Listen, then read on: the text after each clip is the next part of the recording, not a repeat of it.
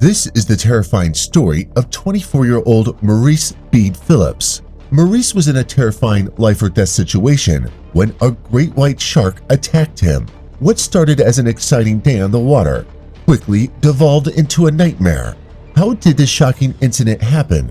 Today, we will look at the details of that tragic evening and the shocking events that led to Maurice's death. Let's dive in. Maurice Bede Philips was a 24-year-old man from Ngaruawahia, a small town in New Zealand's Waikato region. Ngaruawahia is located at the confluence of the Waipa and Waikato rivers, surrounded by breathtaking scenery and vibrant Maori culture. The town is known for its friendly community and outdoor recreational opportunities, making it an ideal destination for nature enthusiasts. The beautiful rivers and nearby hills provided an ideal backdrop for childhood adventures and weekend getaways, instilling a strong appreciation for the outdoors in its residents. Maurice was raised in a warm and united family that was very attached to outdoor recreation.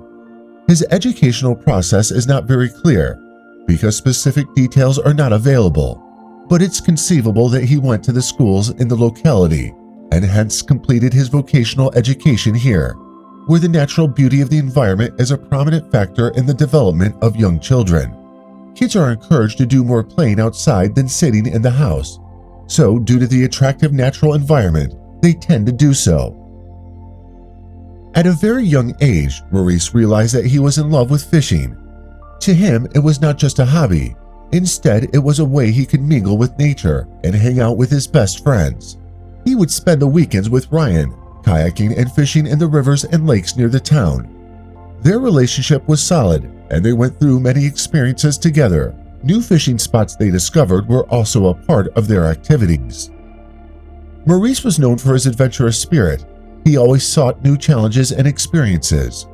When he decided to plan a fishing trip to Auckland in December 2009, it was a reflection of his desire to push his limits and explore new waters. He looked forward to staying with relatives while enjoying time away from the usual routine. Before this trip, Maurice and Rion had a lot of experience fishing in freshwater. They knew their local rivers and streams like the back of their hands. They felt confident navigating these waters and were always on the lookout for the best fishing spots. However, as they planned their Auckland trip, they became excited about the idea of fishing in the ocean for the first time. The ocean promised bigger fish and new challenges, which appealed to both of them. In December 2009, Maurice and his friend Rion set out for their fishing trip in Auckland, excited to explore new waters and catch some fish. The two young men had a love for nature and were eager to test their skills in the open ocean. They launched their kayaks from a harbor near Clark Island, which provided a relatively calm start to their day on the water. Clark Island itself is one of the many islands on the Hauraki Gulf and is known for its natural beauty and serene landscapes. The island is relatively small and features picturesque beaches, lush vegetation, and scenic views of the surrounding waters. It's a popular destination for boating, fishing, and kayaking, attracting both locals and tourists looking to enjoy the great outdoors. The waters around Clark Island are home to a diverse range of marine life, including various fish species and occasionally even larger predators like sharks, making it an exciting yet potentially hazardous location for water activities. The area is characterized by its temperate climate with warm summers and mild winters, making it a great spot for year-round outdoor activities. Fishing, kayaking, and swimming are popular activities, with many people flocking to the beaches and waters for relaxation and recreation. The stunning scenery with its rolling hills and lush green landscapes creates a beautiful backdrop for anyone who visits. While Maurice and his friend had plenty of experience fishing in freshwater, fishing in the ocean was a new challenge for both of them. They had packed their kayaks with fishing gear, bait, and a cooler filled with food and drinks. The morning was bright and the air was cool as they lowered their kayaks into the shallows ready to make the most of their day. Initially, the outing went well. They fished for a while and Maurice began to fill his bucket with shiny silverfish. However, in the excitement of the moment, Maurice made a fateful decision. He decided to throw some smaller fish back into the ocean to make room for hopefully bigger catches. This decision would unknowingly attract the attention of something much larger and far more dangerous. As Maurice tossed the smaller fish into the water, he inadvertently sent out signals that drew a 10-foot great white shark. Great whites are known for their size, power, and hunting prowess, making them a fearsome presence in the waters around New Zealand and throughout the world. They are typically found in coastal and offshore waters, where they hunt a variety of prey, including fish, seals, and other marine mammals. They can sense vibrations and changes in pressure, allowing them to hone in on potential prey from a considerable distance. Their acute sense of smell is particularly notable. They can detect blood in the water from miles away. When she caught the scent of blood from the smaller fish Maurice had discarded, instinct took over. She was ready to hunt. In a split second, the shark surged toward Maurice's kayak, striking with terrifying speed. The impact was sudden and forceful. The kayak tipped sideways, throwing Maurice into the water. He barely had time to register what was happening as he found himself submerged, struggling to comprehend the chaos around him. Maurice's friend Rion watched in horror as the shark rammed into Maurice's kayak, capsizing it and sending the two men into the ocean.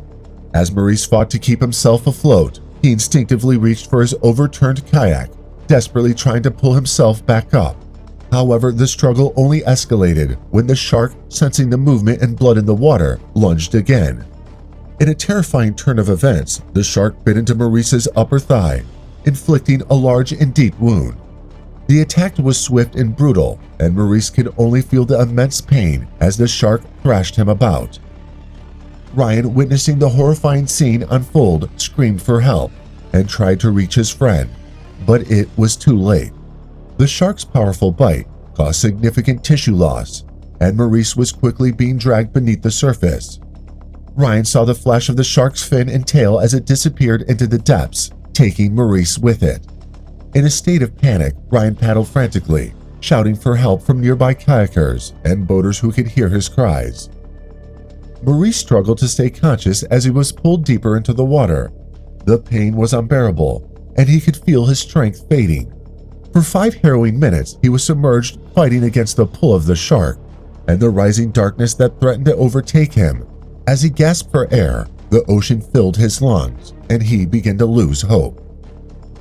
Finally, Maurice's body surfaced a few feet away from the overturned kayak, just as a group of nearby kayakers and boaters raced toward him in response to Rion's desperate calls.